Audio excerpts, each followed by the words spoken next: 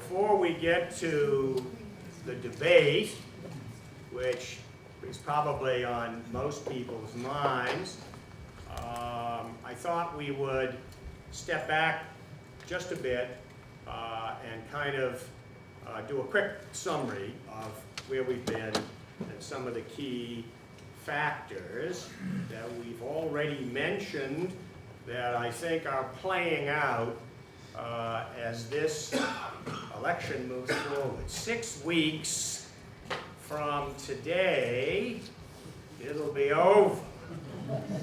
Or will it? I'm not sure what'll be over, but hopefully we'll all be here, and maybe a few more who are here this morning, to say what happened. Will it be a post-mortem or something else? I'm not sure. Those of you who have been in prior classes will know that I'm prone to quoting certain, usually historical figures. Winston Churchill is a favorite, and somehow when I was watching the debate, I was thinking of one of what I always thought was one of Churchill's great lines, which was, in war, you can only get killed once, but in politics, you can get killed many times. And as this election proceeds, day by day and week by week, I think we can see the relevance of that line. And then another quote, perhaps, which you may not know, although it's a phrase that you've probably heard. Nobody knows anything.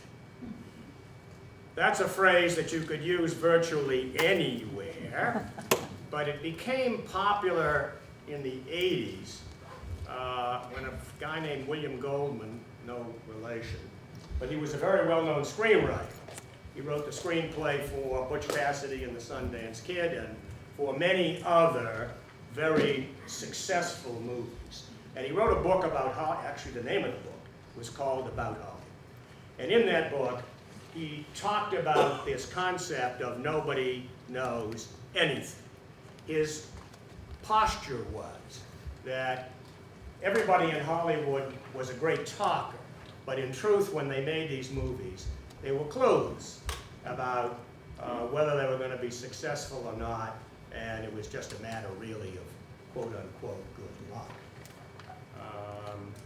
And yesterday,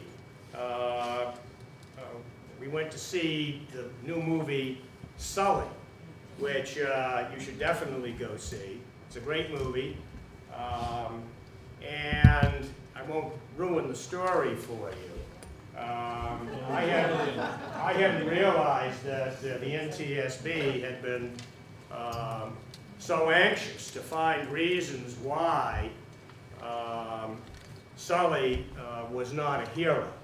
But the point of my even bringing this up is that the human factor, was how that issue was resolved.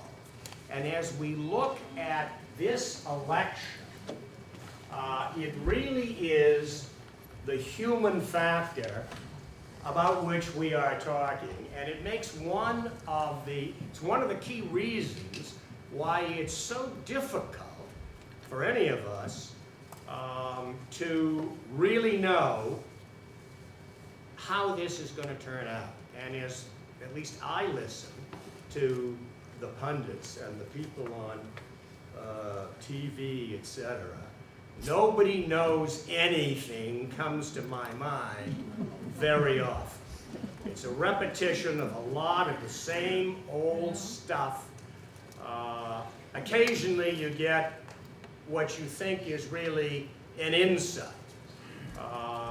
And this has got nothing to do whether it's left or right, or what channel. Occasionally, there is something that I think is meaningful. But so much of it is, I think, just kind of noise. How many of you watched the whole debate? Well, that's pretty good. How many of you didn't watch any of the debate? Well, the Times had an interesting article this morning, at least I saw it online, that one of their reporters was assigned to watch the debate on mute. And his article was very interesting. And if you haven't seen it, I suggest you read it. It's, I think, a very nicely done article. And one of the things he said was that Trump is much more lively when he's listening than most people are when they're speaking. So, I thought that was an interesting line. And so anyway, let's, before we get specifically to the debate, let's take just a moment or two to review kind of where we've been. And I wanted to do this just to give us an idea as to why we're here. This is a serious business here.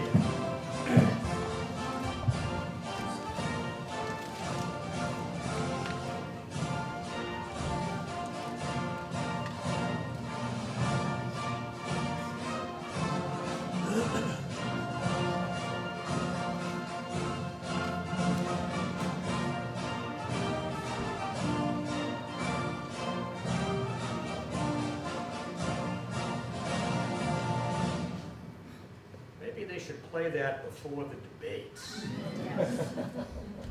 Yes?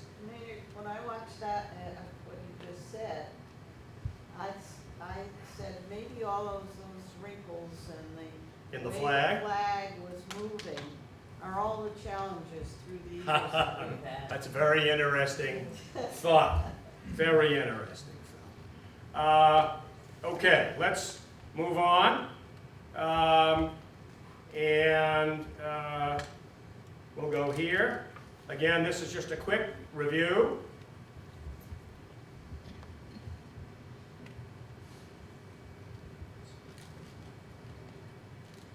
Not as quick as I thought. Okay. So, we've said this before, but it's certainly as true now as it was before. We are definitely not in Kansas anymore. I keep coming back to this point because I think it states the baseline from which we are starting in this election. Since 1856, no party has ever won the popular vote in 6 consecutive elections or in 6 out of 7. And the Democrats have now won 5 of the last 6. So this would be a history-making election. Since 1856, there have been 16 elections following the re-election of an incumbent.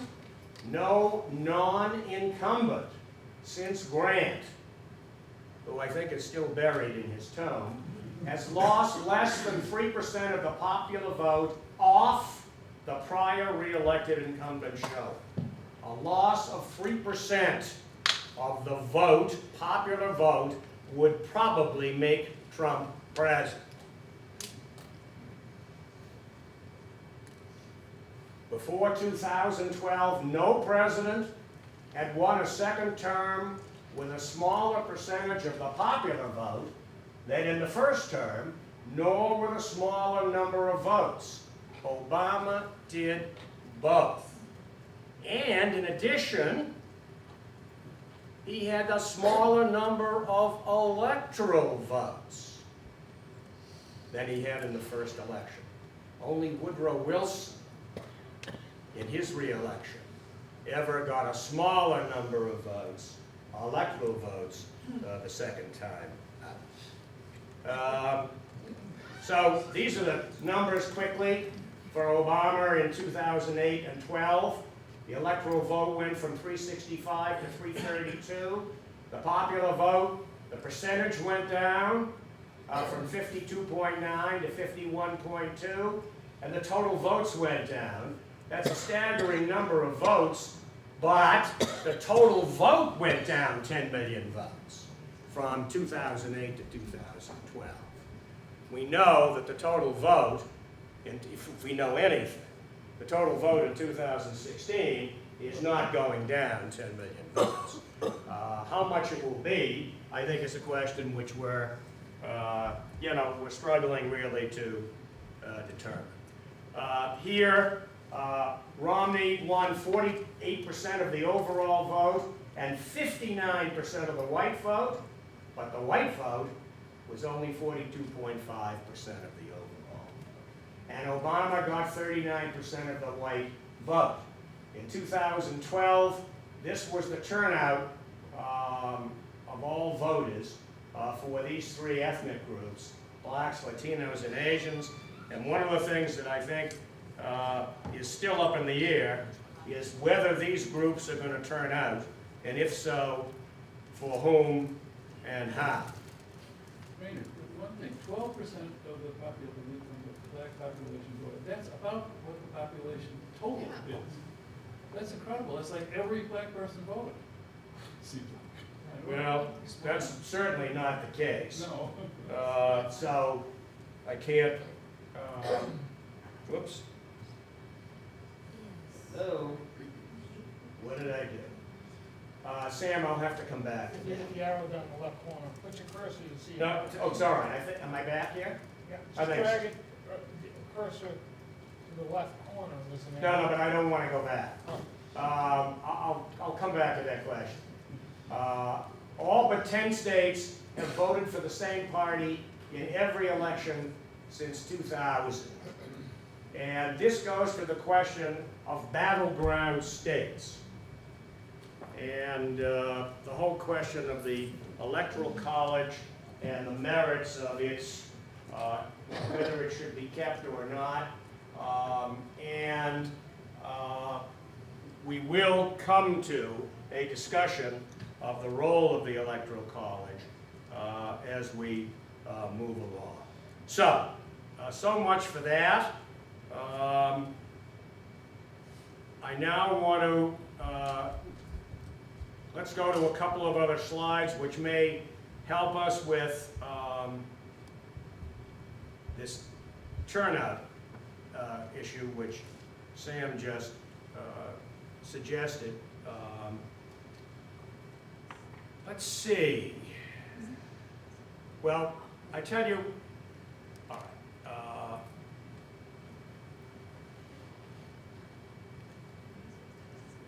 here we go. So, there we go. So here's the voting age population, turnout rates by race and ethnicity.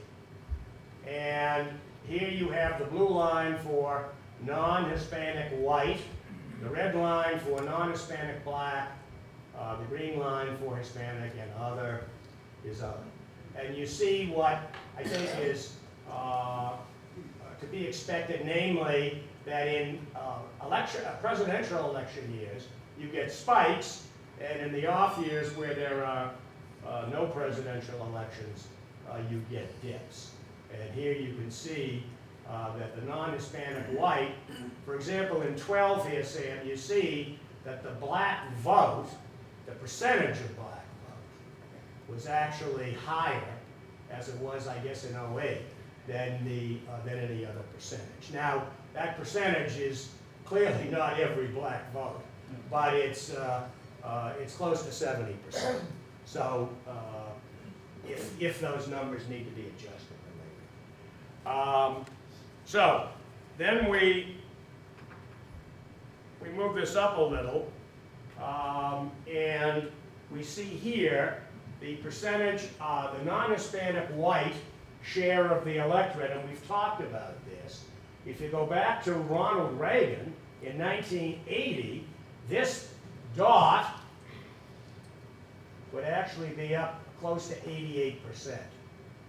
So if you go from there, on this line, you can see this uptick here, but this is on the way down.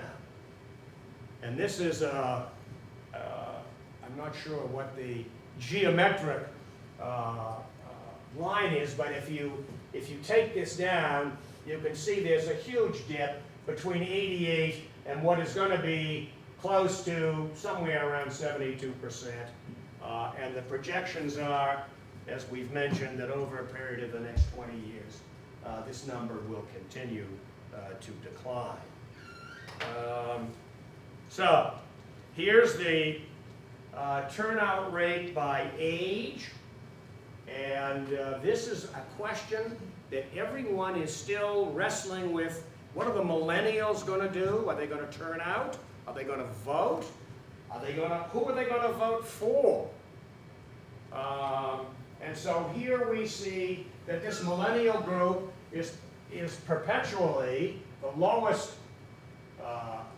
vote percentage, although they were turned out in 04, 08, and to a lesser extent in 012. Notice the drop-off in 012.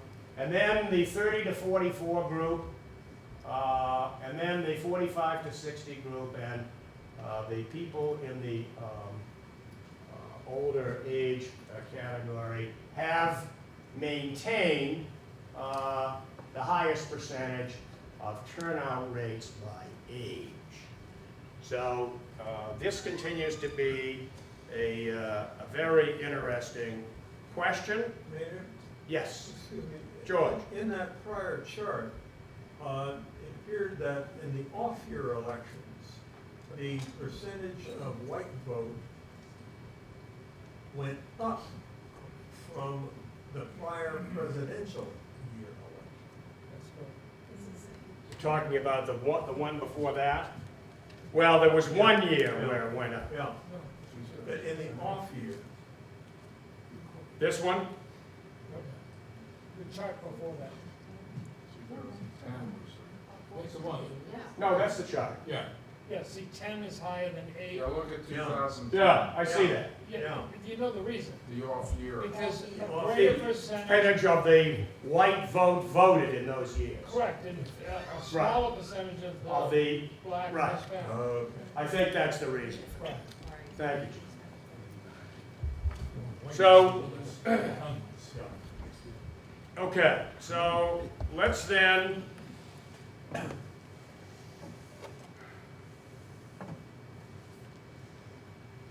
so here's the, I think this is the last chart. Yeah, let me get this last one because I think this is interesting for us. This is the education chart. And this shows the voting age population turnout rates by education, where postgraduate is purple, that's the top line. Some college, the college grad is the green line, high school grad, and then the less than high school. Now this is a key group, this blue line, for Mr. Trump. And so another unknown question is, to what extent will this group come out and vote?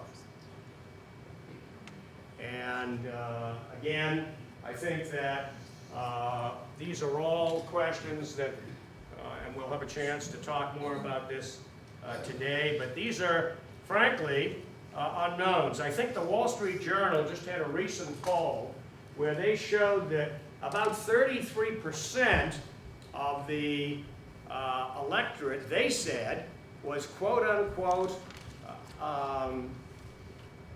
wait a minute, I want to be sure I quote this properly. They said that 33% of the millennials, I think is what they said, were undecided. And so where those people are going and how they're going to be split, I think is a nice question. And then, to top it off, you'll remember this chart as well.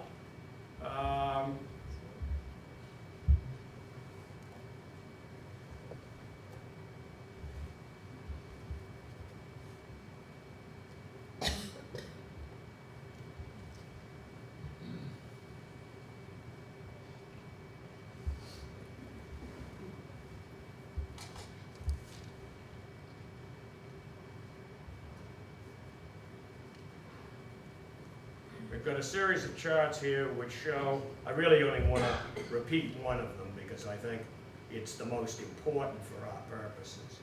This is the difference in social media by age group in terms of learning about the 2016 presidential election.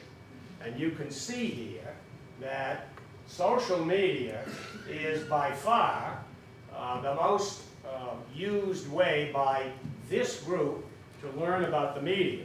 I think the number that came out this morning for viewers of the debate was about 84 million, of which some 3 million, 3 plus, were from non-ad-based TV channels. But, so there was no measurement of social media, is my point. This is difficult to measure, and so how often, you know, people were turning on Facebook or Twitter or whatever, Snapchat, is very difficult for anybody to know at this point. Here again, news with websites, cable TV news. Note down here it's 12% of this group and 43% of this group. And note here that, you know, the national print media, this is the Times, the Journal, the Washington Post, is at 5% here, and it's actually down below here at 1%. Basically, those people don't look at those Would publications. PBS be included in cable TV news? Yes, I believe that it is. But it wasn't in the 80, No, it was not in that number. 83. No, they didn't measure that group. So again, my point is, you know, this is not so much quantitative, but it's qualitative. This means that the ads that are, all of the money that's being spent on television channels for ads, you know, is basically going to these groups. And this group is not subject, for the most part, to that kind of advertising. Okay, so, Mayor, yes, but if Sam. the candidates are on social media, I mean, can they put ads on there and it goes out to all their people that? yeah, well, yeah, I mean, I believe that there are ads on social media. Okay, so they are. And so there is some, in fact, we showed a chart showing expenditures on social media, which is gradually going up. But those expenditures pay still in comparison to what's happening here, although the projections for those expenses are skyrocketing, you know, for the next time around, are skyrocketing. There was a question here. No. Yes, Evan? Do you have a slide that shows the overall percentage of the population voting compared to other Western countries? I do not. Okay. But what we can say is that, in general, Americans do not turn out well for elections compared to other countries. This is not an ethnic comment. This is for example, Australia is a country which, where you're required to vote. So they get 98+% of the population that votes. And we vote on a Tuesday. And, which is well, really different. right, we vote on a Tuesday, Many other countries etc. vote on a Sunday. So, if you look at, let's just follow this point for a second. In 1960, in the JFK-Nixon first debate, there were 60 million people watching. That was 60% of the eligible voters. 60% of the eligible voters. On Monday night, there were 84 million.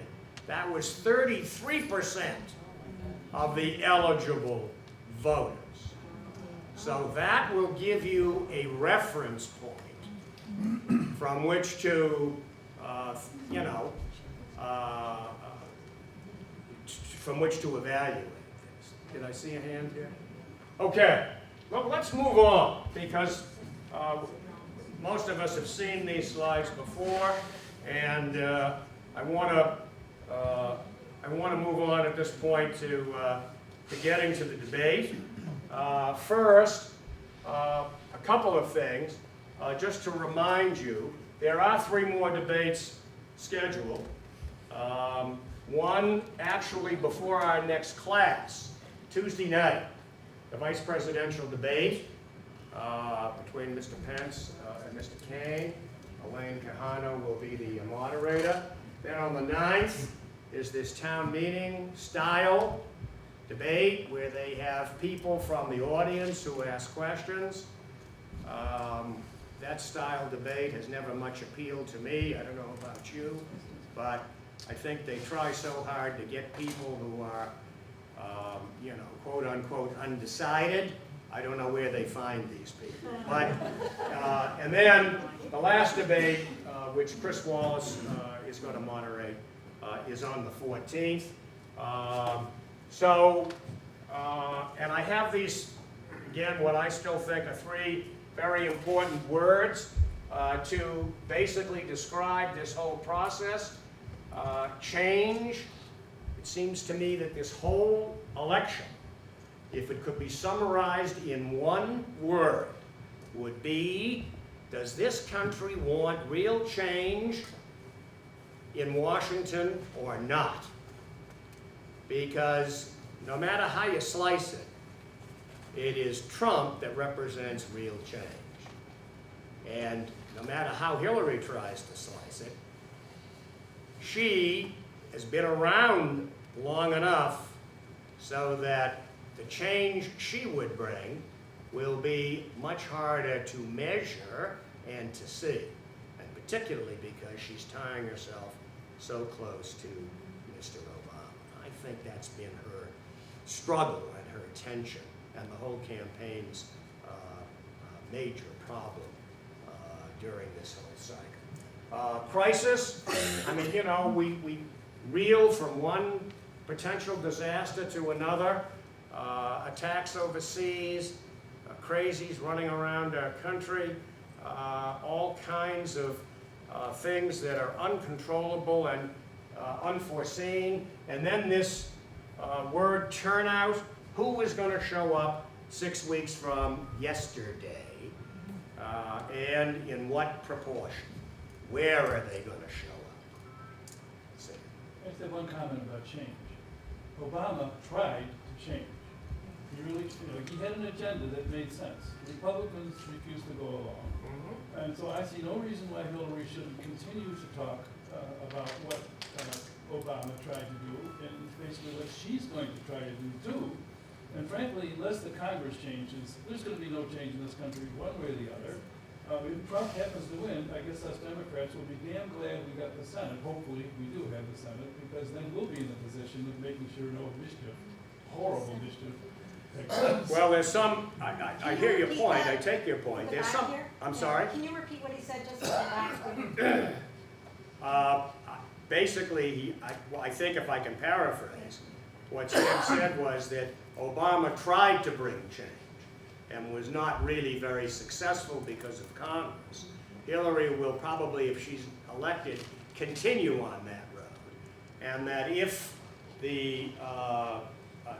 Trump is elected, that if the Democrats can hold the Senate, then they can perhaps limit the mischief which could be done. Now, with regard to the Democrats holding the Senate, and we're going to look at some polls shortly, they're not doing as good a job as they thought they were going to do. And at the moment, and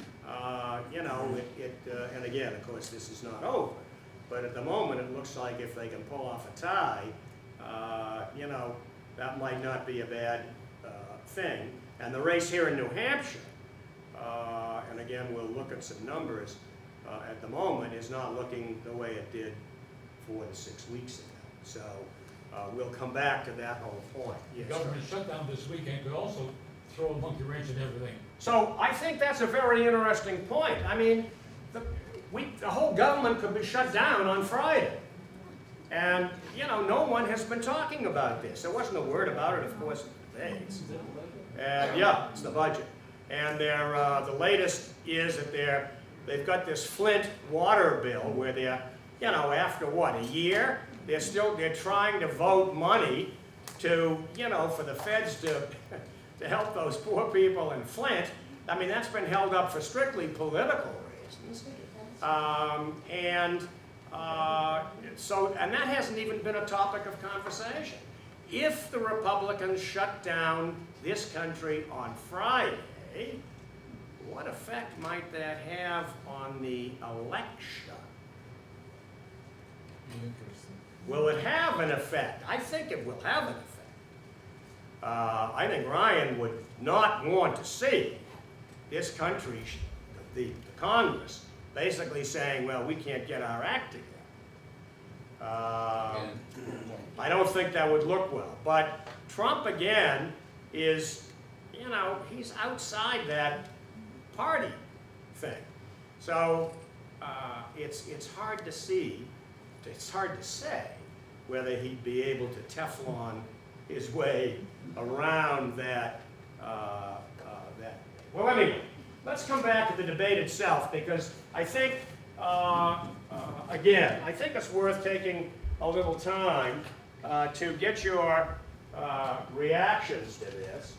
And so I thought we'd do some strengths and weaknesses for each of the candidates and see where you are on this. So let's start with Mr. Trump. What do you think were some of the strengths that he was able to demonstrate during the course of the debates? Yes. I thought that one thing, maybe the only thing that was brilliant, really, in his presentation was when asked about the Black Lives Matter question, he took off on stop and frisk, crime control, Yeah.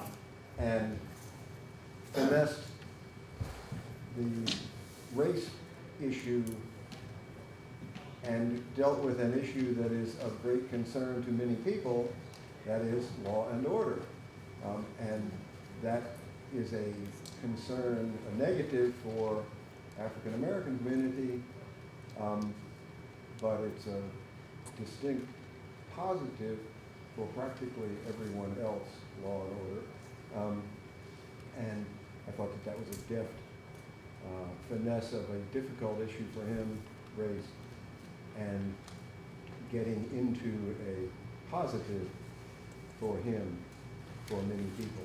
So that whole law and order thing actually engendered quite a lot of discussion, that stop and frisk business, because there were accusations back and forth after the debate. Mayor Giuliani had some very unkind things to say about virtually everybody, and it was based really around this whole stop and frisk thing, which came to be during his administration in New York. So he had a reason to support that policy.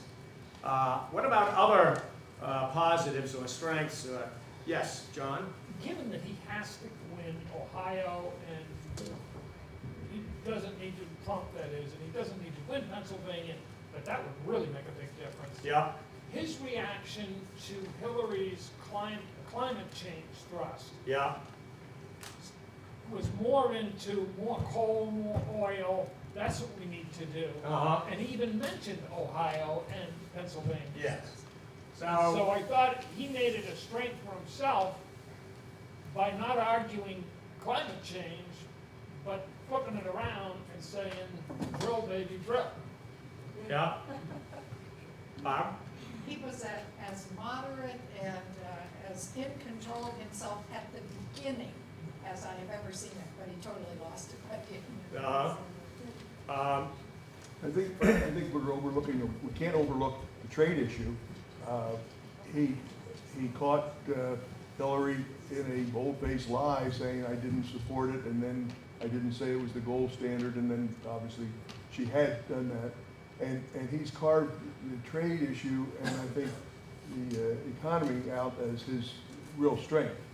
I mean, you know, The one question he failed to ask, I thought, that would have sealed the deal was, as they're going back and forth, and she's talking about his wealth, it would have been interesting for someone to say, well, Mrs. Clinton, how many people did you employ as you moved from being penniless at the White House to being a multi-millionaire now? How many people did you employ while you created your wealth?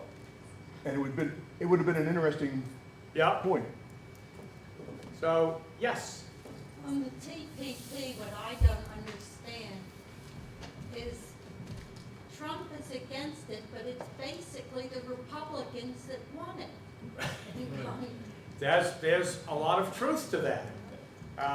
And I cannot explain that. So, you know, in fact, if you go back to all of these trade agreements, they were Republican-sponsored, and most Republicans voted for them. It's true that Clinton signed NAFTA, but it was Bush who actually put the whole thing together. So, you know, that's always difficult to explain for some. Laura? Yeah, so issues aside, something that struck our family as we're watching is how personable Trump is when he speaks, and you can really just take it in, and if you're just not really listening to the issues, he can speak to people. And Hillary, the people in my household, she's just droning on like you, Ma. No, she's and there's a stylistic difference between the two. So, Besides content. I don't know whether anybody noticed this, but, you know, when they first came on stage, he put his arm, not actually around her, but he kind of patted her on the back, as opposed to somewhere else. And I think he also did that at the end. And, you know, query, what was that about? Was that, you know, I don't know, but it was interesting. And just one other thing, he addressed her as Secretary Clinton. She addressed him as Donald. So there's an interesting dichotomy there, yes. But he couldn't help himself from being patronizing even at the beginning. And he said, I'm going to call, it's okay if I call you Secretary Clinton. I want you to be happy. It's very important to me. Yes. Yes, yes, I recall the line. Yes. I was watching something that they did. Speak up. They did spoke with a gesture expert. And Yes. both of this gesture of Trump was touching a subordinate, a woman, and so forth. Yeah. Well, there were some people who commented that way in the press, I saw. You know. Yes, Betty? Well, it reminded me the pat on the back, addressing how he should address her, reminded me going back to Sarah Palin and may I call you Joe? May I call you Joe? Right.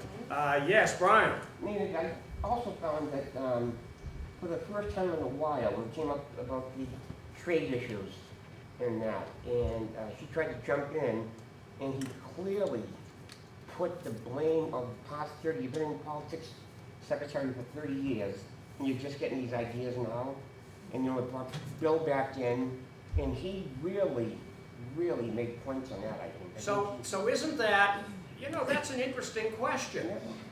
You know, you've been around for all this time, and why haven't you implemented these ideas before? Well, for some of those ideas, there are some perfectly good reasons. The problem didn't exist this way before, et cetera, et cetera. But it takes a long explanation to get there, a lot more than 2 minutes. And so that's a point, I think, that he definitely has in these debates. And he hasn't, I mean, he brought it up. I think it's a point that, I think it scores points for him when he says that. Yes? But she really wasn't in a position to do any of that while she was Secretary of State or When she Bush got was in elected. control. Well, I think that's an answer for, you know, that's why this is such a difficult response, because she's got dozens of policies. And so some of them, as senator, she may have been in a position to introduce legislation, even though it might never have passed. It is true that as Secretary of State, she couldn't influence things that were, you know, beyond that. But I think the response is a more difficult one than just saying, you know, it's not a fair question. So what happens when she doesn't respond to those kinds of accusations? I think they just keep piling up and people see her less and less effective. I think that, I think that's a fair comment. And I think the whole debate process, and I think one of the problems with it is that it's basically a game of gotcha. And that these are no more debates, as we've said before, than the man in the moon. They're an opportunity for the candidates to try and grab, you know, media bites. You know, someone said to me earlier, gee, you know, she had a very good comeback with her comment on when he talked about her stamina. And she came back and said, well, you know, if you travel around the world to 100, he doesn't like to go south of 56th Street. So, you know, so if you travel around the world and then sit in a congressional hearing for 11 hours, then you can talk to me about it. I thought that was a very nice retort. The point was, this person was making to me, well, she should have had more of those. Well, those are, I thought those were good responses. But unfortunately, those responses don't always diminish the question completely. The stamina piece, I think I thought it was very good. But other questions that have more force and perhaps have more thought behind them may have a different. And this works both ways. You know. So anything else that we want to put here in this column? What about weaknesses? Yes. I have one on the other side. I just think he's one big con man. Well, just this morning on Charlie Rose, Trump's been tooting that CBS poll showed him ahead of Hillary. We can't hear. And Charlie Rose said they didn't even take a poll. Well, so right. So this comment was, you know, that Trump has said, actually I didn't hear it this morning, but I had heard, I think yesterday, that in his, I think when he was in, where was he, in Florida? And he was talking about how well he did in the polls after the debate. Well, those weren't polls. Those are call-in, you know, Drudge and those people, you know, you can call in 100 times and vote for the candidate of your choice. And then he threw in CBS. Well, CBS didn't have a poll after the debate. And so he apparently repeated that this morning. But I think I don't want to get into, quote unquote, you know, I'm not trying here to say, you know, con, no con, but I'm trying from a debate standpoint to say, you know, what about what weaknesses? Someone said earlier that he started out more effectively than he finished. There seemed to be a general agreement that he was tired. What was that? Did you pick up, what was that business about sniffing? Did you get that? So, And drinking water. and drinking water, right. So, if Hillary had been sniffing and drinking water, we would have heard a lot about that, I can tell you. We would have heard a lot about that. Bob? I think one of his main strengths is his confidence. Mm-hmm. Okay. Of which his narcissism feeds right into. Right. Yeah, I think that's amazing. And the 7-year-old thought process that he has. I'm sorry. The thought process is that stop at the 7 years of age.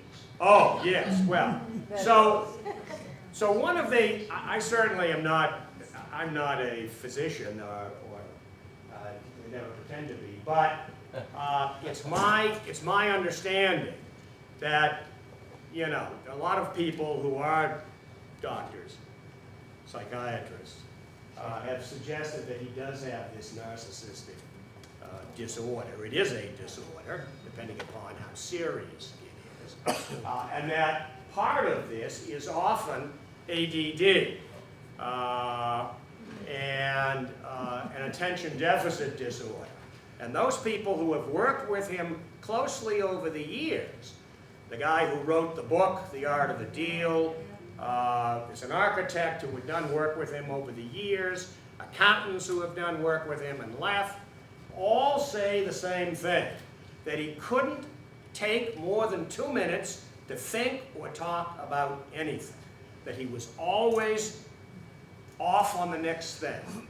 And it seems clear that he probably does have, and has probably always had, this ADD. Well, one of the medicines that you would take if you had ADD are amphetamines.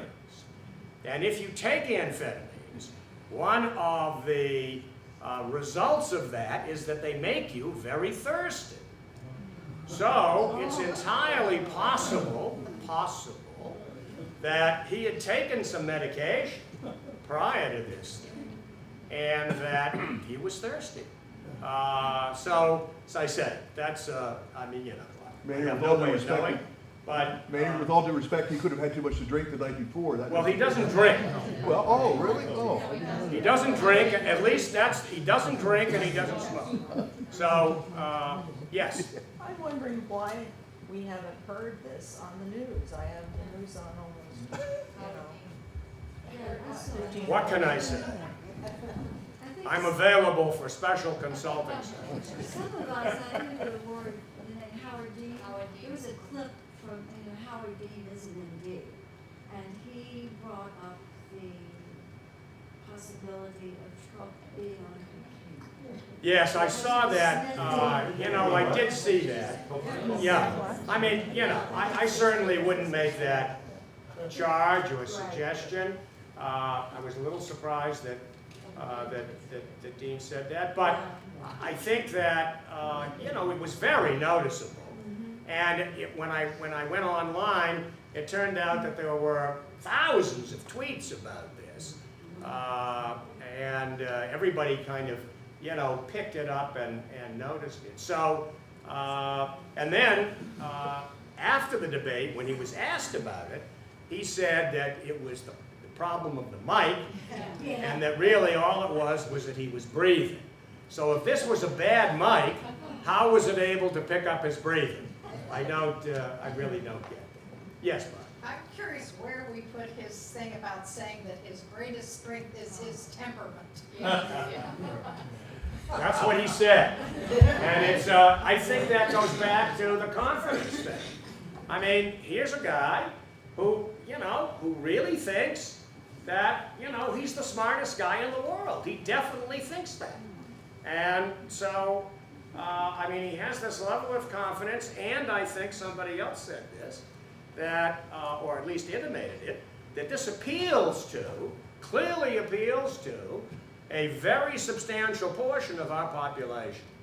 I suggest to you that this election is really not so much about the candidates, but it's about all the rest of us who are going to vote or not vote, and what we see as the at least short to midterm future of our country, because that is what's going to resonate off of these candidates.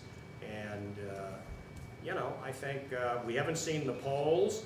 If there's a bounce from the debate, first debate over the weekend, that gives her a couple of points, I think that will be a good thing. If there's no bounce, I think that's a very bad thing. And there's, as I say, another debate before we meet again. So, and that debate is about the VPs. It's less relevant. Remember that the most famous of all VP lines was "You're no Jack Kennedy," but Dan Quayle was vice president. So, it could be a great line, but it fell short of not electing Andrew. I thought a big weakness was his rambling. He couldn't crisply answer much of anything. Well, let me, you know, I think preparation, I mean, clearly, this goes back, you know, again, I mean, he clearly has no interest in sitting down and you know, trying to study any of this stuff. So, and part of his technique and his skills when he's addressing rallies is he plays off the crowd. So he can tell what's really resonating, and he follows it up. Well, with this group, he couldn't do that because there was very little, there shouldn't have been any, but there was very little response. Well, it's very hard to resonate with a group when you can't tell what it is that they're thinking about. Yes. So I'm thinking of, related to preparation, it's his lack of depth of knowledge that comes through. But even if he were, you know, prepared, he doesn't have the knowledge. John? What about all the baggage that Hillary carries, having been in the public eye for 25, 30 years, and Bill in the background? Well, I think there's no doubt, we're going to get to Hillary. There's no doubt that that is a source of, a major source of her weakness. There's no doubt. And I think one of the questions is, how does he deal with that? And what we've said here is, I think one of the things we've said is level of confidence, is talking about trade, and there are a number of other issues, I think, that he has been able to land some blows, as, among other things, as a result of that problem. George? With confidence, I guess you look at it two ways. I saw it as arrogance, and that being a weakness. Yep. Carl? In that same light, one of the talking heads mentioned the fact that he's always been dominant, overconfident, and suddenly he realizes he wasn't it. She was outshone, knew more than he did. And suddenly, here's this woman, knows more than I do. And then he collapsed for the rest of the show. Yes, ma'am. I think he has a problem with reading things that are not relevant, such as his 10-year-old son. Remember the cyber security part of the debate? Oh, yes. And all of a sudden, he's talking about his 10-year-old son. Yeah. We don't care. Yes, ma'am. One of the things in terms of weakness that I felt Could you in speak up terms a of little? his preparation and Yeah. presentation was the interruptions and the facial expressions. Yes. Well, yeah, the facial expressions are really amazing. I mean, they're, the comment that I referred to earlier about the guy who watched it mute. I mean, you know, because, you know, he was, at one point he was rocking back and forth on his heels. Anyway, throughout this whole campaign, he's had an incredible variety of facial expressions. But that's entertaining. And, well, I think that's true. I think people are entertained by that. Absolutely. Yes, Connie. His ability to lie, is that a strength or is that a weakness? Well, I guess that depends on what business you're in, or whether you're in business. But he would certainly say, you know, I've taken advantage of these laws, bankruptcy, etc. You know, I've pushed people to the limit. If I don't think they've done a good job, I don't pay them. Well, you know, there's a way to live and work in your business, in your field, and there's a way to live in life. Betty? Yeah, well, one of his major weaknesses that I see see, I mean, there's so many, but his lack of empathy with people. There I think is that's, no- I think that continues to show. You know, one of the things, the business about the beauty queen, that gal who, and who was there, I gather, the other night, and in Florida, at the rally, he's still talking about it. Why is that? I mean, how is that relevant to anything? I mean, whether this gal weighs 60 pounds or 600 pounds doesn't seem to me to be a relevant factor in the presidential election.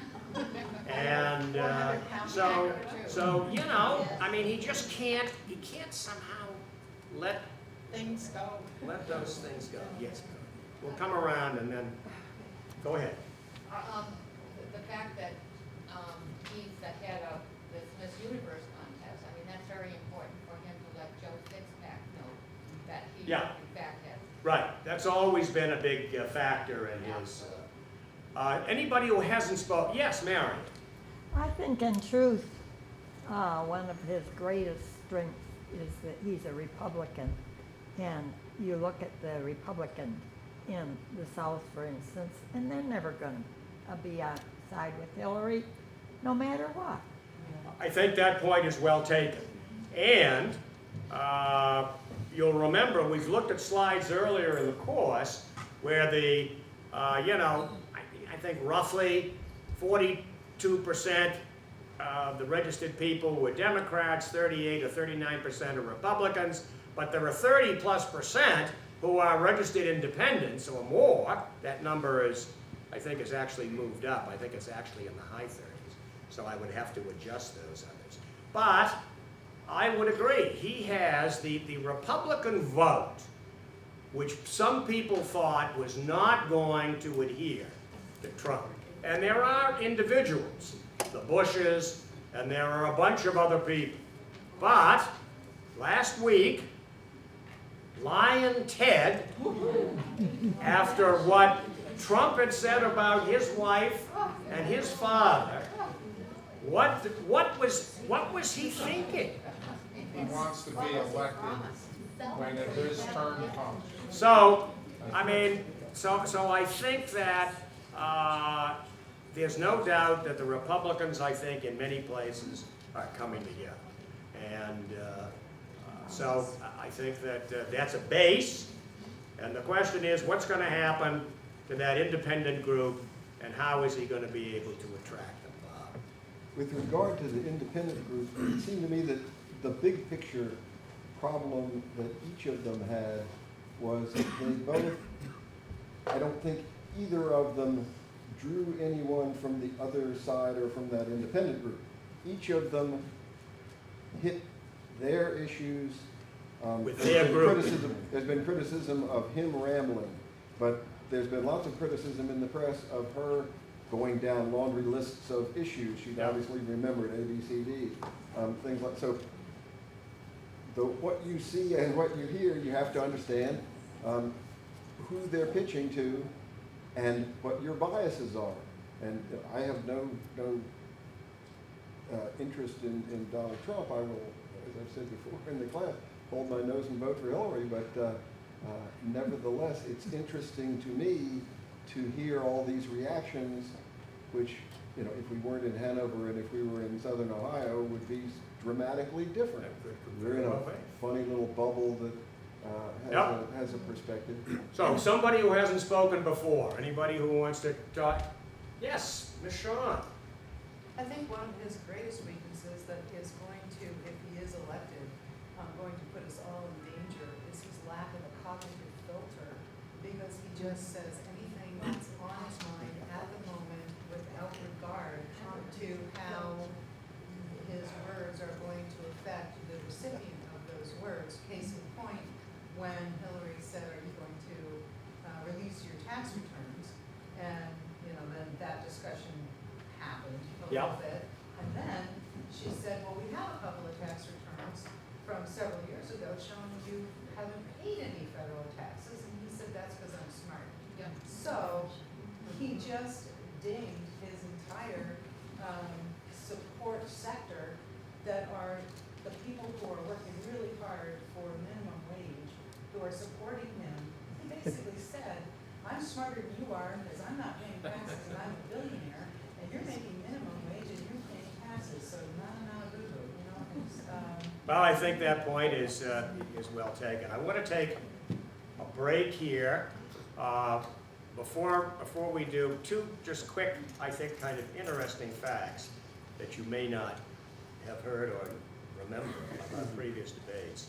The third debate between Nixon and JFK was actually a very interesting one because JFK was in New York and Nixon was in Los Angeles. And the moderator was somewhere else. He wasn't in neither place. And this was in 1960. And they pulled it off with a split screen, but they were not, in fact, together.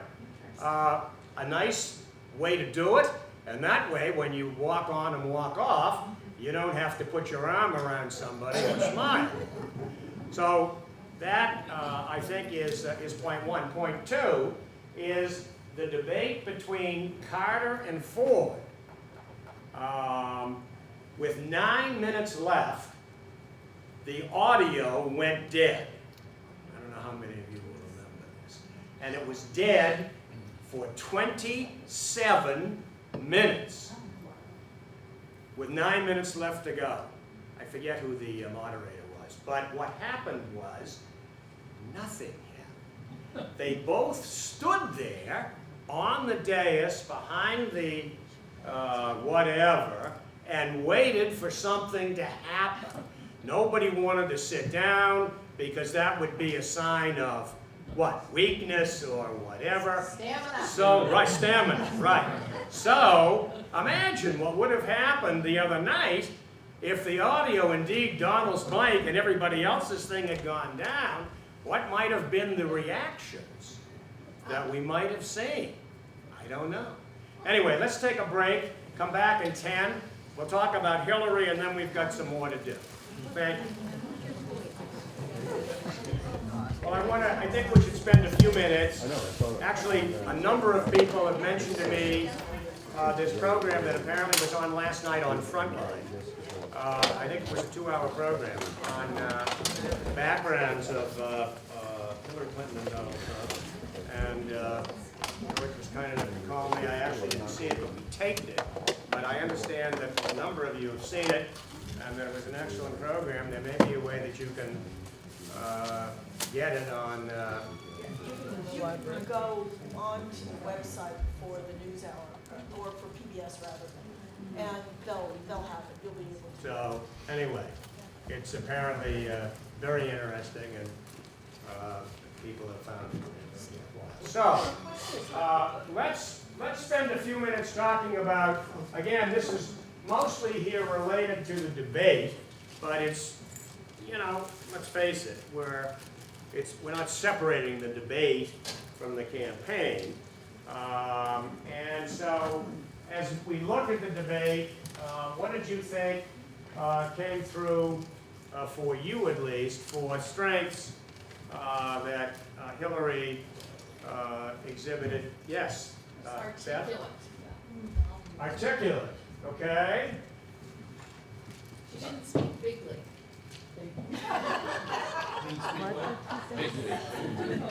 Bigly. You know, there was some interesting. Bigly. Yeah, B-I-G-L-Y. Well, I'm not sure if that's really what he said or he was trying to say big league. I'm not sure. But there was an article today somewhere that had a number of these words that he used. What, braggadocio was another one. There were 3 or 4 others. And most of them, these were all words that were, you know, they're word words. But in any event. So other thoughts and comments? People perhaps, yes? Preparation. Prep, okay. So he's always, you know, kind of poo-pooed preparation, but she certainly did her homework. And incidentally, I thought that was another very good line. Right. When the question came up about her preparation, she said, I not only prepared for this debate, but I've prepared for being President of the United States. I thought that was I thought it was a well-placed line. Margaret? She wasn't ruffled by his interruptions and his antics. She stayed with the order. Unruffled, okay? Yes. I thought her stamina and she looked very healthy. Yeah? She didn't cough. She didn't get run over. Nor sense. Unruffled. Very bright. Andrew? She set a lot of very subtle traps for him that he just took right up and showed all of his unpreparedness and all of that. Ms. Marjorie? She also broadened the look at race in our country. Instead of sticking to Black Lives Matter and the law and order, how much and when and all that stuff, she went to the wider community and said there are positives and negatives and everything, but that it affects all of us, that are not just a few biased people. We in this culture, we have a problem, all of us, and I thought that was good. Further thoughts on this? I think the strength is that she's a woman. Maybe you could put that on the weakness side too. For me, it's a strength. Empathy, somebody said. Bob? Again, I would say that the preparation, for example, would be a strength and a weakness, because, again, it came through like she was articulating her points that her folks had said, okay, look, here are the points that you need to hit. A, B, C, she didn't put the A, B, C, or the 1, 2, 3 in front of them, but that's, in effect, That was the feeling that you had? She was reading from the card and rambled on in that regard and has been criticized for not being able to give a concise answer to a reasonable question. Yes. I disagree with that because she's playing off of somebody who wasn't at all prepared and rambled. So that probably made her look even more as you were saying. Okay, Beth? I liked how she, when he started getting off topic, she just let it rip. She just let him go and didn't say a word, and she was awesome because he started digging himself deeper and deeper, and she just stood there with this smirk on his face going, And with the shovel. yeah. Yes. She became a statesman or statesperson when she brought in the NATO issue and reassuring international and allies of the United States standing by their side. So you thought that was a positive Oh, I thought that response? was very positive. Janie? I thought she saw the real Hillary in little sections. She was smiling and all through, and then there was something that she didn't like. She got tough. And you realized how she really would be working. I think she's probably difficult to work with according to her staff. Others? I think she just has the strength, she's got the experience. So, experience, that raises another question, because one of the comments that he did make was, you've got experience, all right, but it's the wrong kind of experience. And, you know, that goes back to this baggage question, which you, John, you raised, and which others have alluded to. So, there's no doubt that she's got, I think it's 26 years, whatever it is, of luggage, baggage she's carried around. No one could be in the public eye for that length of time and not have baggage. It's not possible. But that's a, you know, kind of a retort there that I think is difficult to respond to. Somebody who hasn't spoken? Yeah. Overall, she came across as knowledgeable. Okay. Which he did not. Yeah. Sam? What I was going to say about the preparation thing, once again, I think Mr. Trump might help out, is he already telegraphed what he might be talking about next time, which is her problems with her marriage.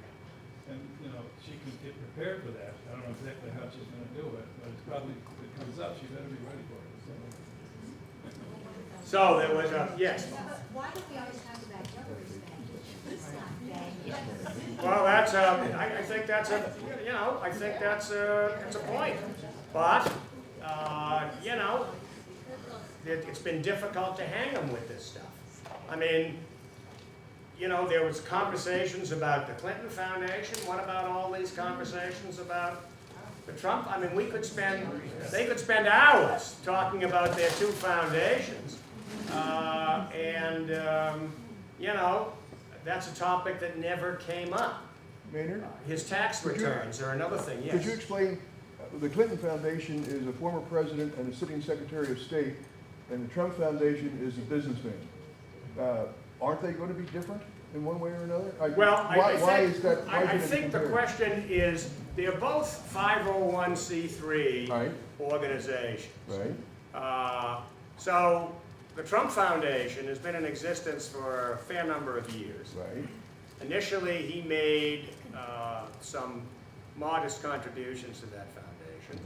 In the last close to 10 years, he's made no contributions. And had people pay into it that owed him money? People have paid into it for a variety of, actually, people, we don't know all the reasons that people have made contributions. And then, apparently, often, he's used the funds from the foundation for quote-unquote personal purposes. So, which to a certain degree within 501c3 you're allowed to do. Well, no, it's the other way. Actually, you're not allowed to do it. And unless they are for legitimate charitable purposes. That's the point of having the foundation. So the Clinton Foundation is a different story to the extent that they went out and solicited large contributions, many from international sources, and I think many from people who, you know, his reputation might not be the best, people who had an axe to grind or an interest to get certain things done in the United States. And there have been a number of books written about the foundation. And, you know, I remember reading them back now 6 months ago, and there were some very unpleasant stories about tens of millions of dollars that came through the foundation and was used for a whole variety of things. There's apparently little question that the foundation has accomplished many worthwhile things.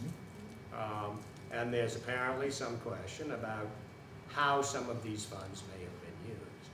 So, with regard to Hillary, I think a key question with the foundation is, what should the foundation do, or what should happen with the foundation if Hillary is elected president?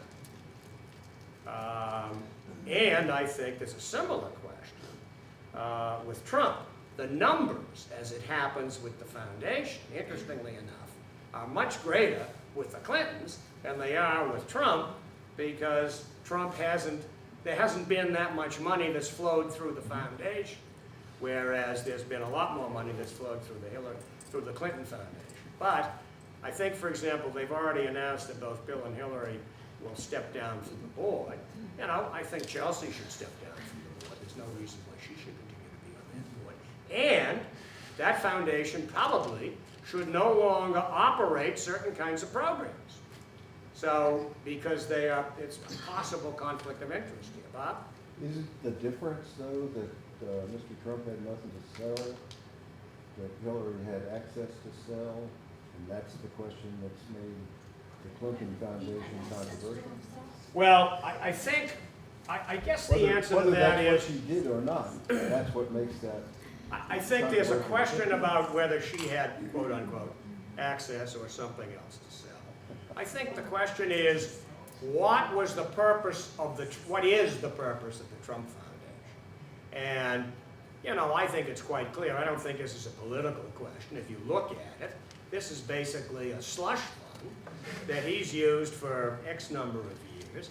His son has a separate foundation, which is a much smaller deal. I think we talked about this golf tournament that he runs.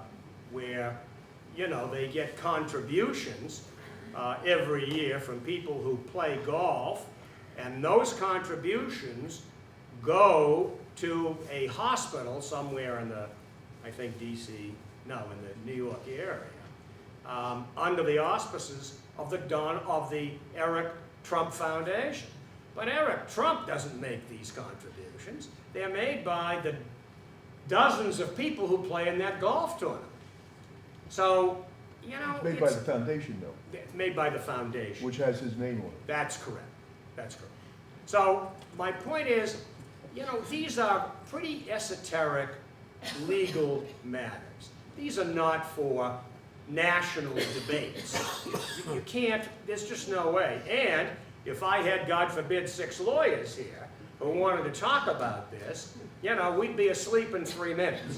So I think that, I think that's the problem with that kind of a conversation. Did you, somebody have their hand up back there? John, you had a comment? So, anything, what about weaknesses here? We've heard, I think already about her baggage. Other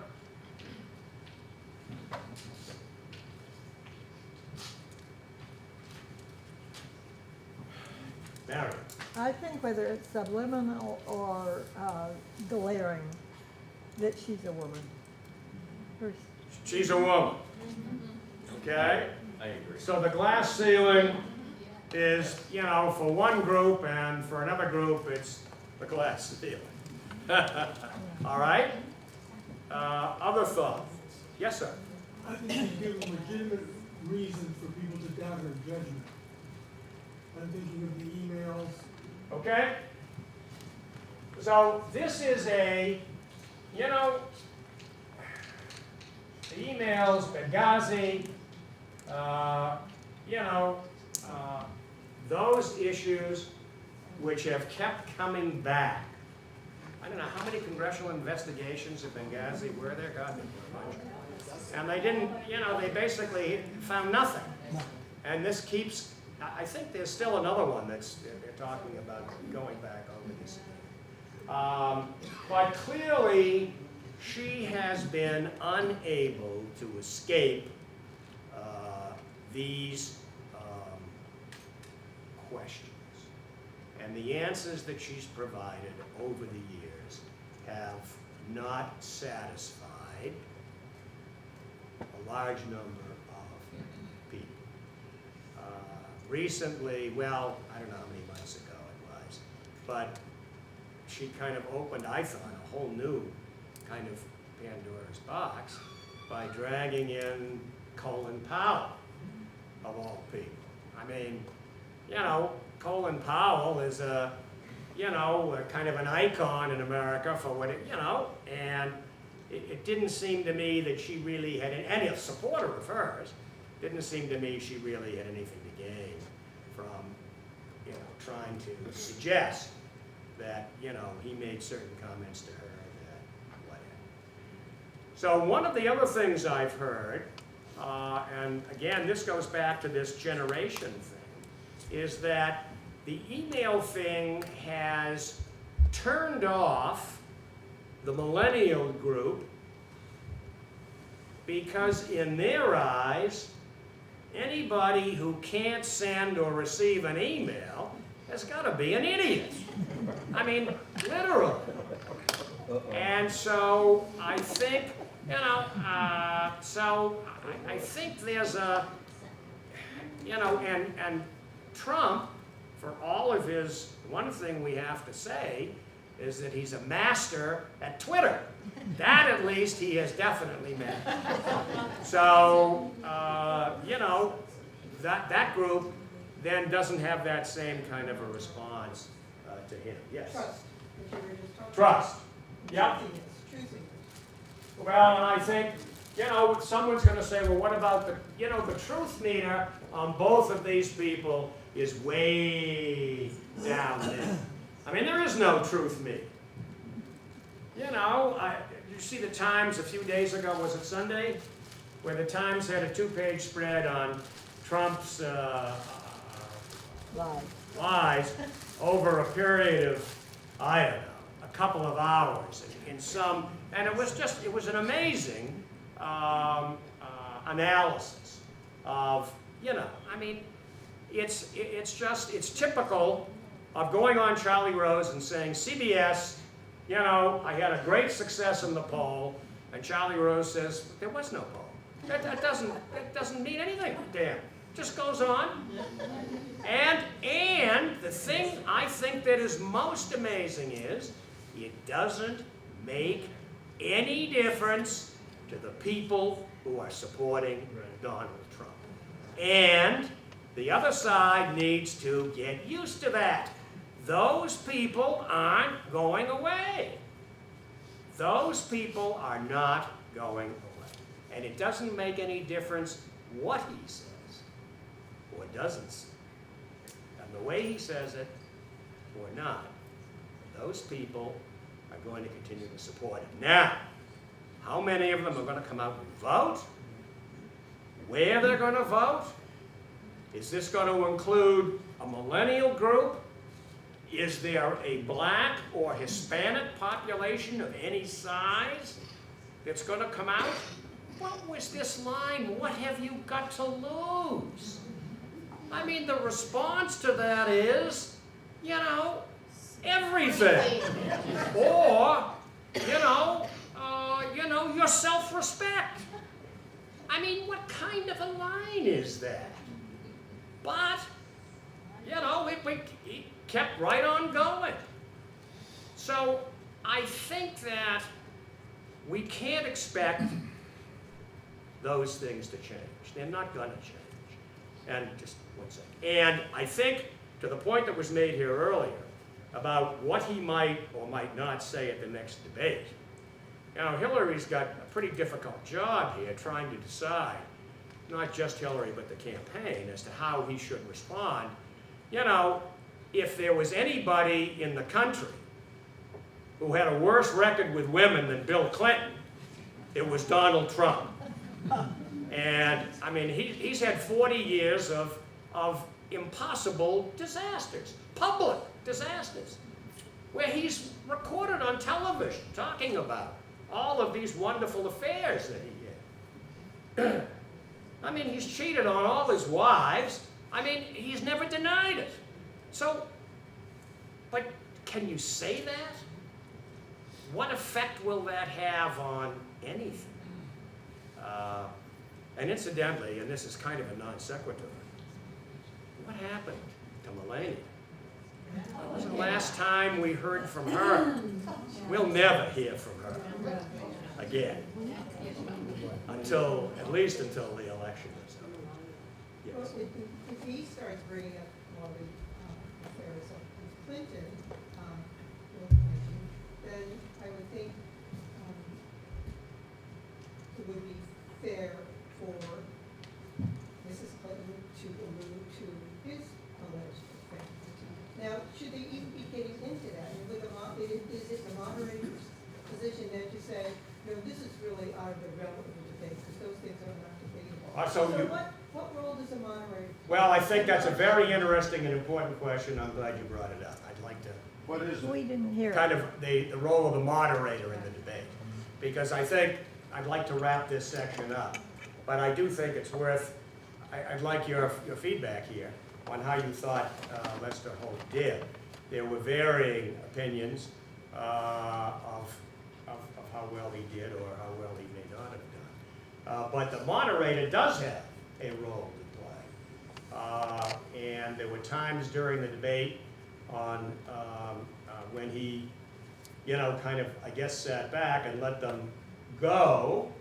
My own take was that those times were a little long, but, I mean, that's just a judgment call. He, again, in terms of his follow-ups, I think he fell into the same gap that almost every other moderator and a news person has fallen into when questioning Trump. It just doesn't make any difference what you say. This is his answer. He actually, there was a quote, I have it here. Basically, I think he went on to say after the debate They ask me questions, and there are no good answers to those questions. Well, of course, that's the whole point. Christ, why can't somebody say that? I don't know. So, but what are your responses? What were your feelings about Lester Hall? Would you think, you know, yay, nay, He's okay. maybe?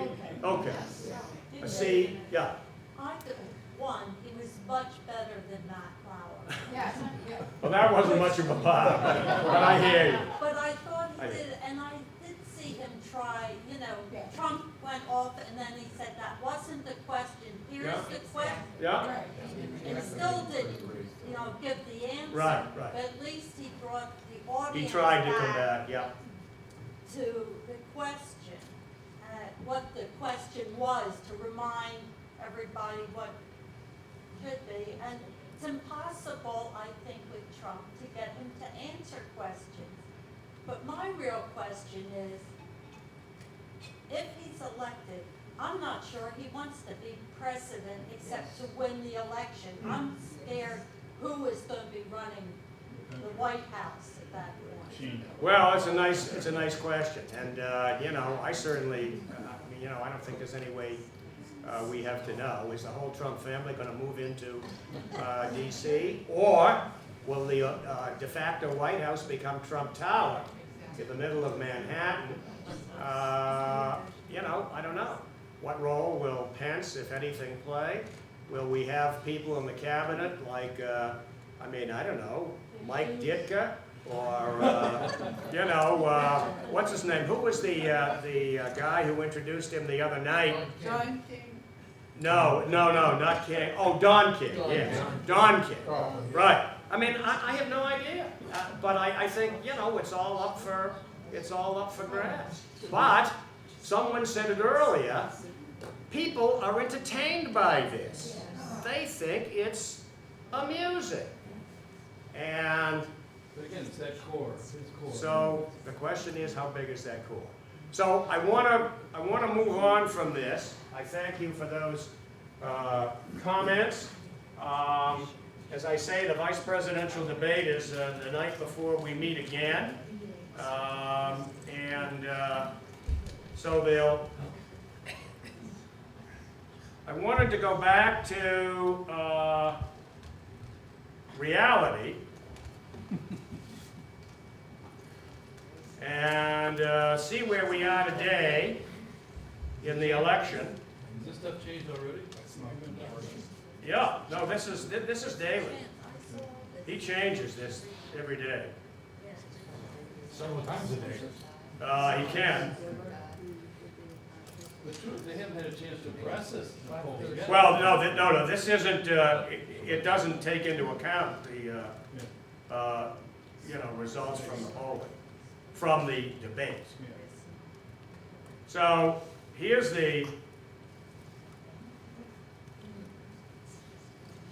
you'll remember that this at one time, when we began to look at this, was over 65. And here we are now. This is, remember I talked about the handcuffs here, and you got to have a pretty thin wrist here to slide in and out of that. And so the electoral votes, Hillary was well over 300 when we began looking at this. And it's coming down. Here's the popular vote, with Gary Johnson, I think, beginning to slide. And I think that he will continue to slide. The key number for him is 5%. And why is that? It is because if the Libertarian Party gets 5% in the next presidential election, the federal government will give them $5 million for their convention under the election law that we currently have. So that is really his goal. He wants to get the $5 million for the Libertarian convention in the year 2020. That's really what he's about at this point. And if he doesn't get 5%, then they won't get the $5 million. It's actually $4 million plus COLA adjustments, but the COLA adjustments are substantial over a period of time. So this is what this has now come down to. And so if we follow this,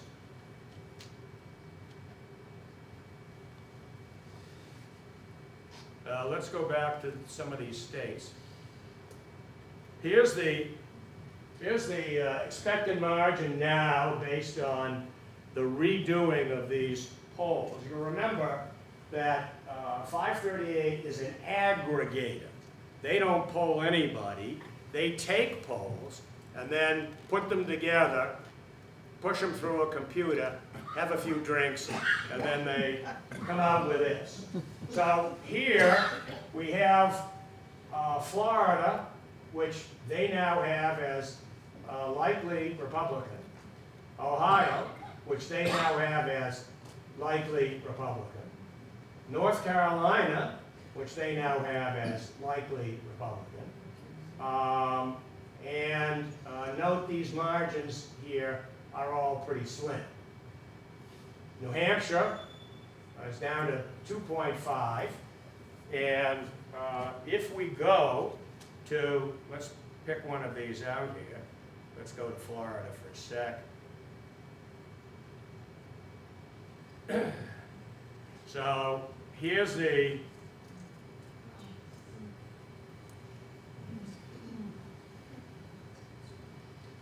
depending upon which side of the fence you're on, this is,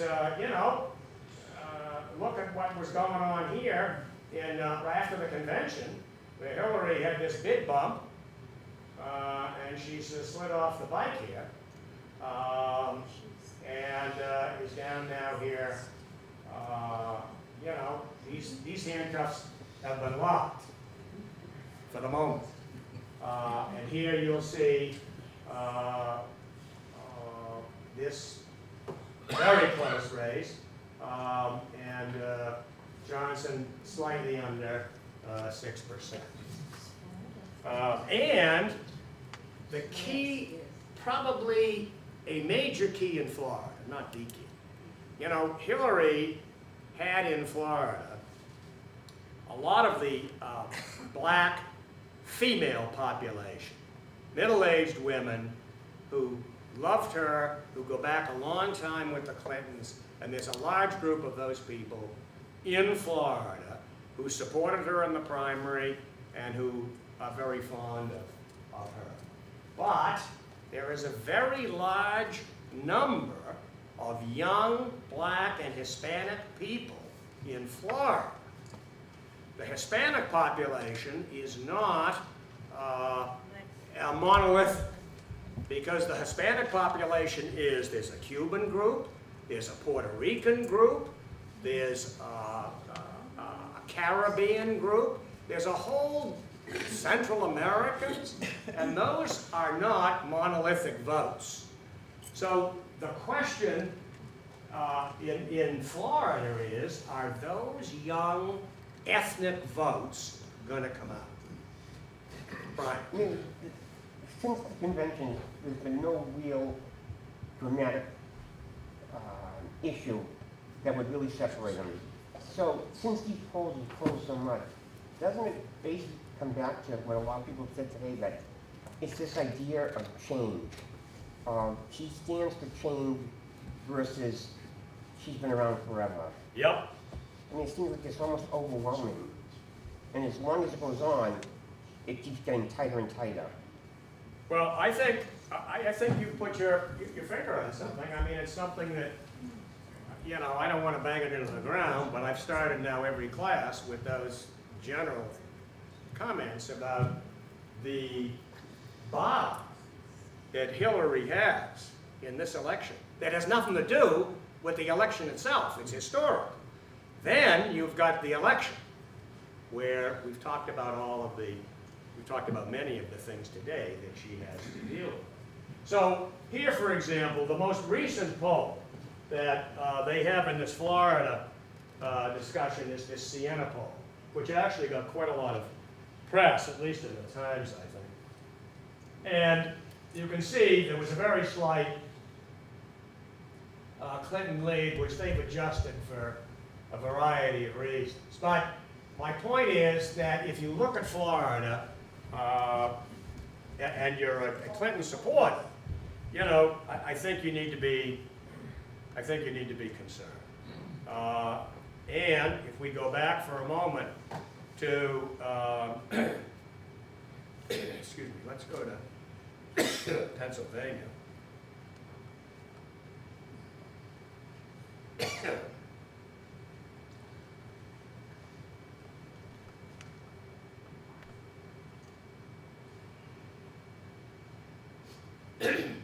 Now, this is a different map. Sorry. And this shows you, you know, again, these handcuffs are very different from what we saw just in the last slide. And I think Pennsylvania remains critical. Remember, we saw Hillary, we saw Trump in Florida, Ohio, North Carolina. If he also wins Pennsylvania, there's not much left for Hillary to hang on to. This state will become very important, and it's going to remain so. And so this is now where this stands. And similarly, let's just look at New Hampshire, and then we'll go on. New Hampshire.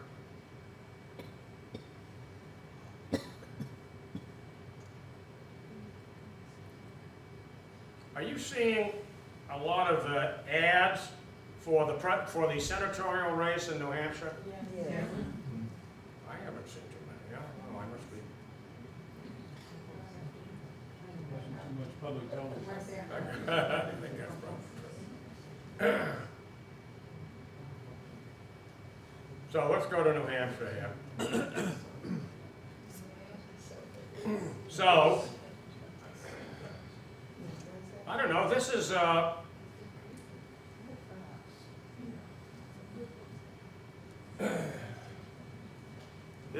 the current state. Remember, no polls since the debate. But, you know, she's hanging on here. It certainly isn't what it was here. But if you look over the period of time, you know, back in June, you know, she's, and here, note Johnson's got over 10% of the, yeah, that probably is from a heavily millennial group. So, this is one set of analyses, and I wanted you to, I mean, this is updated, so I wanted you to see these. Then,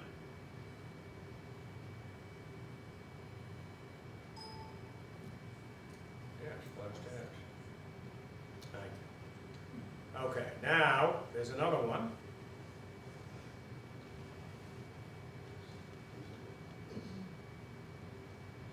This is the Times.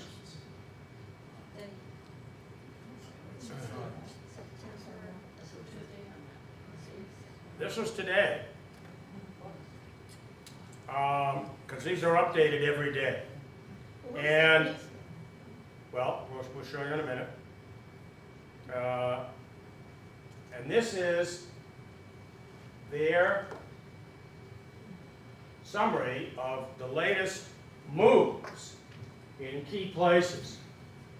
Note, how, this is probably, see, this is the last 3 or 4 weeks. Trump moving here in Iowa, North Carolina, Colorado, Clinton here in Rhode Island, Trump in Florida, in New Mexico, Clinton in Minnesota. Here's Arizona. You see today a paper in Arizona? The Arizona Republic, for 126 years, has never endorsed a Democrat for president.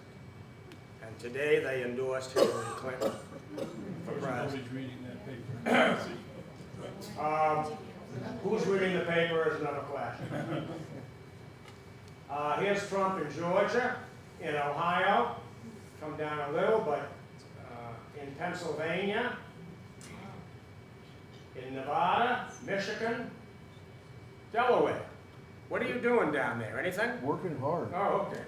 To go nowhere, looks like. Texas, with Lion Ted, and here's Virginia. So this is what the Times says, and they have state-by-state probabilities. And so here are how they view the states.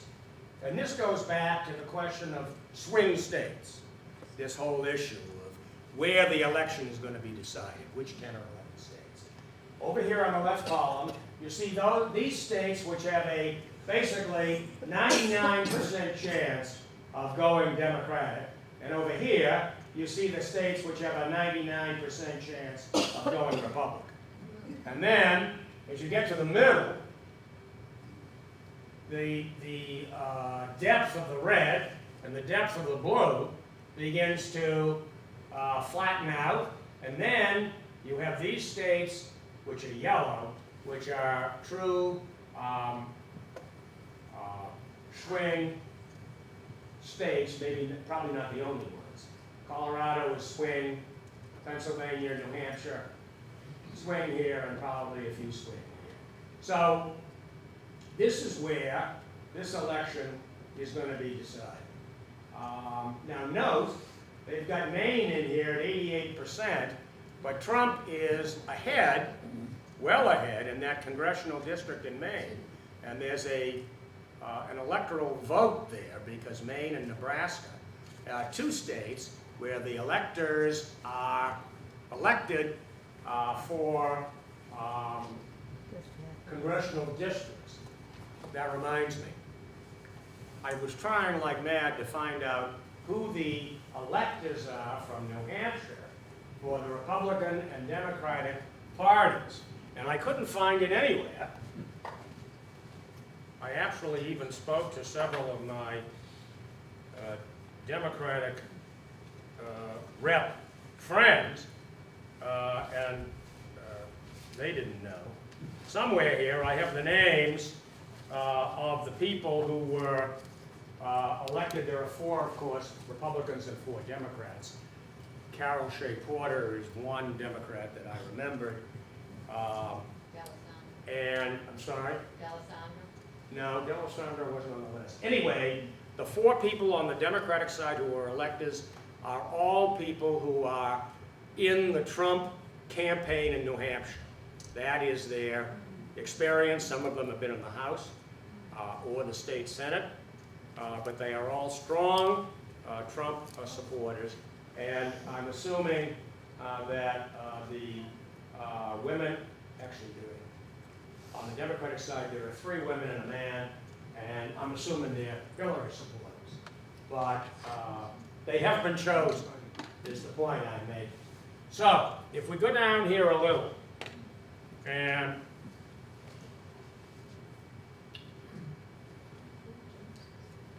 I think this is important. Note here, what the Times also does is that they aggregate the aggregators to present a scoreboard of the major people who follow these things. So here's the Times, here's 538, and here are here's the Cook Report, and Larry Sabato, that's the Crystal Ball. I've sent you some stuff from him. They do some very good work at the University of Virginia. How about the gamblers? Right. And this guy, PW, these are the bookies. And as I mentioned to you, the bookies, over a course of history, have done at least as well, if not better, than the polls, going back into the 1800s. And although it's illegal to place a bet in this country on the election, how ridiculous is that? You can still get odds, and you can go online and place your bets in the UK or various and sundry other places. And if you go down this list, you will see that basically it's the same kind of thing. The colors begin to change. And you go from dark blue, where there's a strong certainty, to down here to where, note here, for example, in Ohio, that there's a difference between a 55% Republican likelihood and an 81% Republican likelihood, and two which have it as a toss-up. So what that tells us is that this is not a mathematical certainty. This is still all very much up in the air. And the only other thing that I can tell you is that historically, when we're out now, what, 6 weeks, 7 weeks? What is it? The election 7? 6, 7, whatever it is. When we get out about 5 weeks, and the polls are out, it is very unusual for those polls to shift between that time and the election. Asterisk, this is a very unusual year. We have very unusual candidates. And we have this little word here, crisis. What could that be? God, I have no idea. But Julian Assange is sitting in the Ecuadorian embassy somewhere saying there's going to be an October surprise. More emails? I have no idea. Who knows what could happen? But barring that, historically, the people leading, the person leading, 5, 6 weeks out, is the person who will finish the race ahead. Well, maybe other people understand this. At what point are the electoral college votes in place? When are they solid? How close to The electoral votes are, what happens is this. The Electoral College will meet, we can talk about this in greater detail next week, will meet in December after the election, and they will cast their ballots, and it gets complicated, because some states require the Electoral College to vote for the people who got a majority in the state, and some states don't require that to happen. And so I will wind this up, Marjorie. I don't think you asked me this question deliberately. But I will wind this up by making a couple of statements that I don't know if they will surprise you or shock you or whatever, take you back to your high school days in civics. I read an article recently that said that you have to go a long way to find a high school in the United States today that teaches civics anymore. It practically doesn't exist. However, if you did take civics, you may remember two very interesting things about the Electoral College. One is, it's not a college. It's not a place. You can't get into it. The electors never meet together. They meet separately in each state. And there is no federal or constitutional requirement for a national popular election of the president. I repeat, there is no constitutional requirement and no federal law that requires a national popular election. It is conceivable that if there were a disaster on election day of some kind, and I will remind you that 9/11 was a state election day in New York, and the election was postponed 2 weeks, so a disaster on election day is not totally out of the question. If there were a disaster, it is conceivable that the Electoral College could meet without an election and decide the presidency of the United States. Now, I admit that's a far-fetched concept, maybe even further fetched than my last idea of Paul Ryan getting the nomination in the Republican convention. But this is a very interesting issue, and we will discuss it further. Those who have nothing else to do tonight, I am speaking at the League of Women Voters in New London. I negotiated a very large fee. I think it's somewhere over $200,000. We haven't quite said it. And the topic is the electoral college, love it or leave it. But there's a whole discussion on just exactly this point. So we've come to 2 o'clock. You've been an excellent audience. I appreciate your participation. We'll have a class next week, and then there's a break. We take a break for a week because all classes, OSHER classes, are canceled on that Wednesday because of the Jewish holiday. So I'll see you next week, and we'll be chatting with you in between. Thank you. Will you tell us which foundation will get